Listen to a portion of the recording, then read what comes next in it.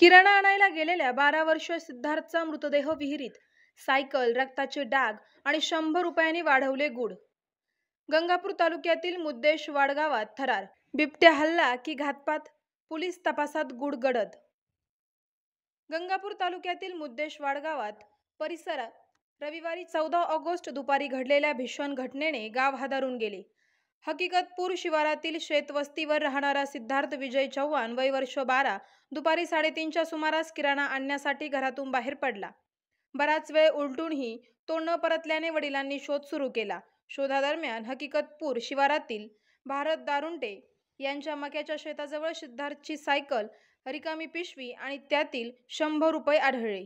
घटनास्थळी रक्ताचे डाग दिसून आले, जे थेट 100 मीटर अंतरावरील विहिरीपर्यंत गेले होते. विहिरीजवळ ही रक्त असल्याने मुलगा विहिरीत पडल्याची शंका बळावली.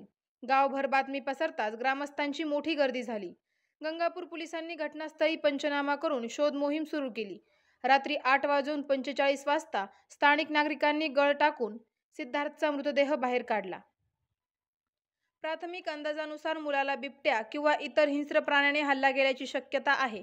मात्र घटनास्थळावर आढळलेल्या परिस्थितीमुळे घातपाताची शक्यता पोलिसांकडून नाकारली गेलेली नाही.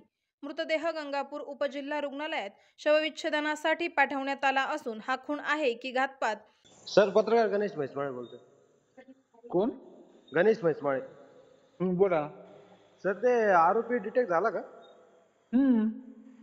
कोण होता